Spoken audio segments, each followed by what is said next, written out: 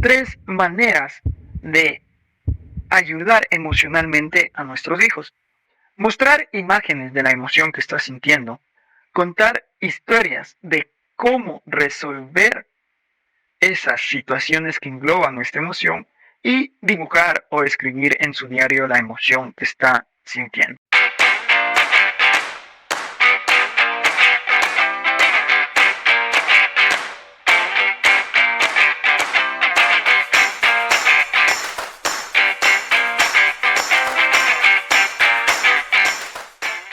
Hola amigos, ¿cómo están? Bienvenidos a su podcast Un Sueño en Mano, el podcast de los soñadores, de los locos, de los que nos atrevemos a pesar del qué dirán y nos levantamos a pesar de cada fracaso. Este es un espacio de crecimiento, ya que tus éxitos serán tan grandes como tú lo seas. Vamos a concluir en esta ocasión con el tercer capítulo hablando de emociones destructivas de Daniel Goleman. Ahorita vamos ya al cuarto día donde hablan del dominio de las habilidades emocionales. Empezaba la charla Jan Tsai, que es hija de padres taiwaneses, pero que se crió en Estados Unidos, ¿no? Entonces le empezó a interesar mucho las diferencias culturales y al respecto hablaba que el yo occidental es un yo externo. Sus valores, creencias y atributos eran totalmente internos. Si es que a un occidental le preguntamos, ¿quién eres tú?, va a responder cosas como, soy ecuatoriano, soy inteligente, soy hábil, soy rápido, y cosas que tengan que ver con el yo. Por otro lado, el yo oriental es un yo interdependiente, es un yo social. Y si le preguntamos a yo, a una persona oriental, ¿cómo respondería? Soy hijo de tal persona, trabajo en tal lugar y cuestiones que tengan que ver con los grupos a los cuales pertenece. Así que esa viene siendo la principal diferencia que destaca, ¿no?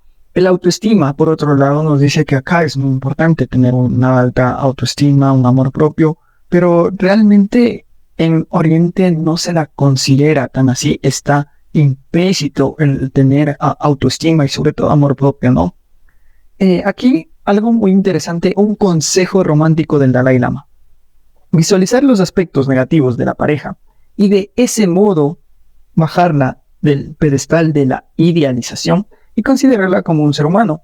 De ese modo, las expectativas que uno se hace sobre la otra persona serán más realistas y serán menos probable que uno se sienta desengañado. También señaló que el amor debe ir más allá que una simple atracción en incluir el respeto y la amistad. Dalai Lama nos da una muestra de su sabiduría, enseñándonos que el amor romántico que estamos sintiendo es muy idealizado y ahí es donde nos llegamos a desilusionar. Uno de mis ponentes favoritos junto con Paul Ekman es Mark Greenberg y es de quien vamos a hablar a continuación. Él tiene un programa de alfabetización emocional. Entonces, estas emociones que hemos estado charlando de este libro, él tiene un programa de cómo irlas instaurando, educando esto en la mente de los niños. Nos habla primero de un vínculo paterno-filial, que es muy positivo cuando los padres reconocen las emociones de los hijos, porque al final, con el tiempo, ellos mismos van a ir reconociendo sus propias emociones. Es negativo, por otro lado, que los padres ignoren o castiguen las emociones, porque los niños van a aprender a reprimirlas. Madres depresivas, nos dicen, generan hijos agresivos, ansiosos, deprimidos. Así que es muy importante que una madre esté emocionalmente bien. La privación del afecto nos habla que tiene una consecuencia en la secreción de dopamina. Son cosas que de hecho están culturalizadas como positivas, ¿no? El hecho de reprimir las emociones. No, el niño siempre tiene que estar feliz. O la privación de afecto. No, déjale que él mismo se pare y deje de llorar por sí solo.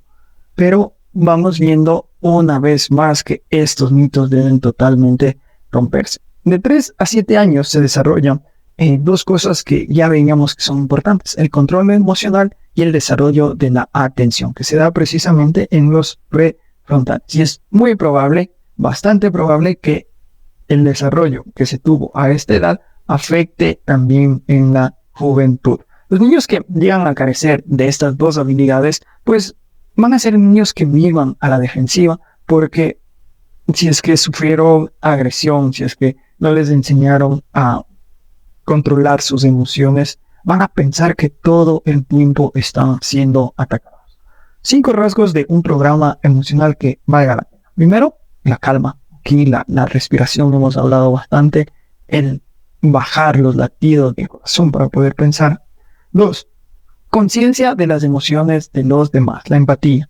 3, poder hablar de los sentimientos. 4, pensar y planificar las acciones que vamos a tomar a partir de las emociones que sentimos. Y 5, las consecuencias de la conducta en los demás. Tiene que ver también mucho con la empatía. Ahora, hablamos de los principios emocionales. Como principio emocional debemos tener en cuenta que cualquier emoción está correcta. Lo que está mal es la acción. Los sentimientos vienen a ser señales. Y es necesario que nosotros, como padres, les hagamos tener conciencia a nuestros hijos y verbalización para que vayan aprendiendo qué están sintiendo y le puedan dar un nombre a esta emoción. Ahora vamos a ver 3 maneras de ayudar emocionalmente a nuestros hijos. Mostrar imágenes de la emoción que estás sintiendo.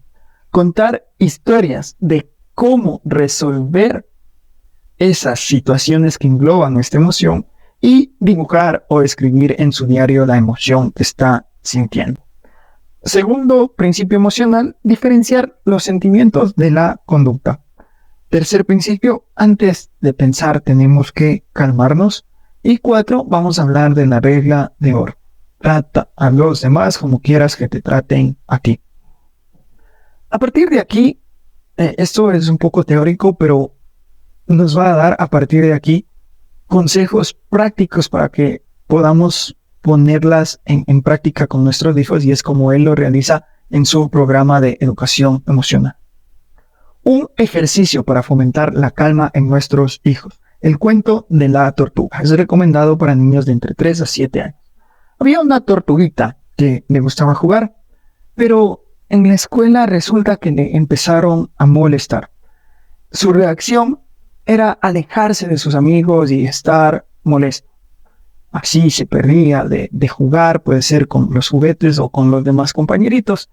Y un día se encontró con una tortuguita mucho mayor que tenía 300 años.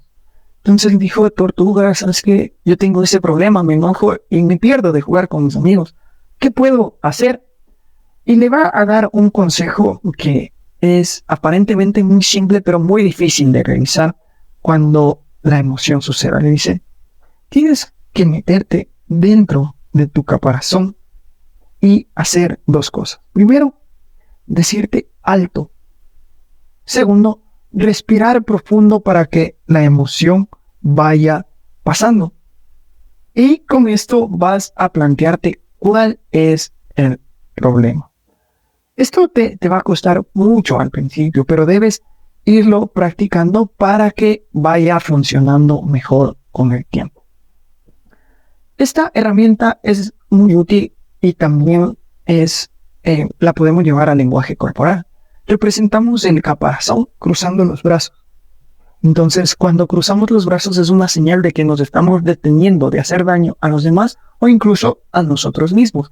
Entonces, con esta historia, además, enseñamos a nuestros hijos a que con una emoción, tal vez de enojo, de ira, de frustración, hay que detenerse, decir alto, respirar, pensar en el problema, buscarle una solución y ahí sí actuar.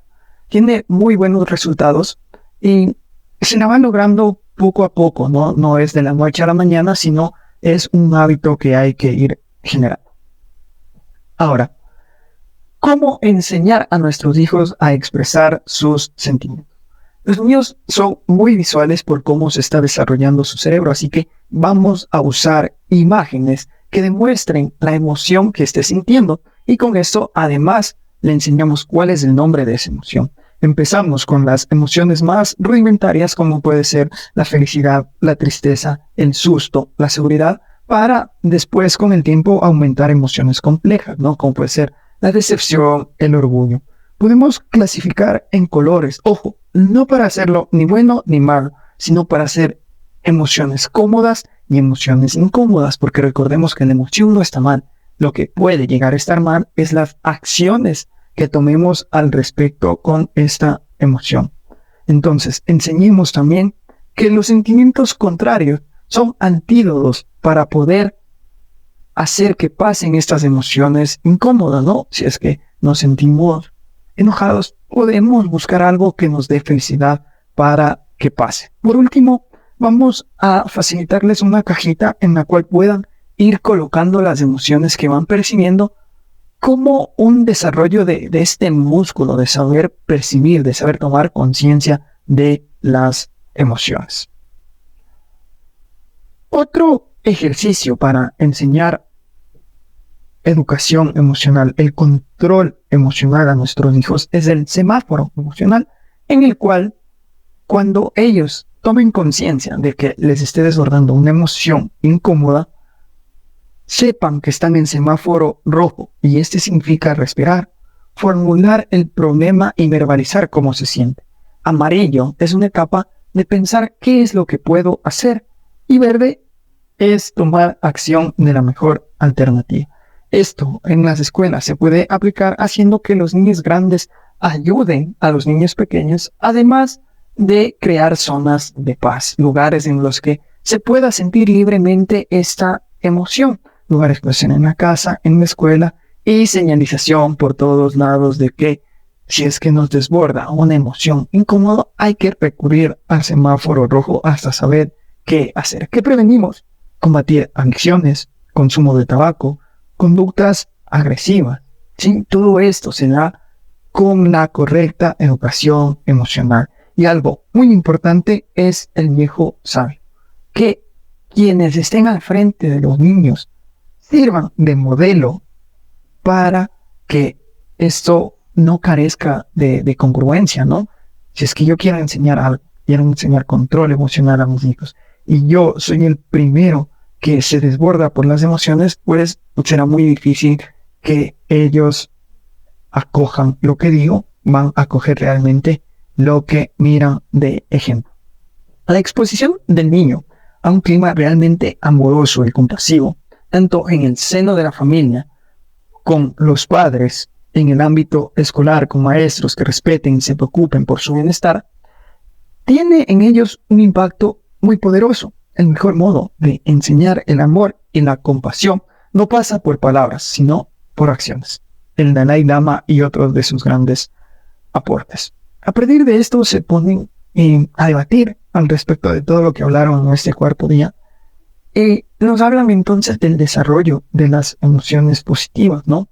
Decíamos que son el antídoto para poder evitar la emoción contraria. Entonces, la compasión puede ser el opuesto de la crueldad, el amor, el opuesto del odio, la alegría empática, el opuesto de los celos, la ecuanimidad, el opuesto del apego, de la aversión.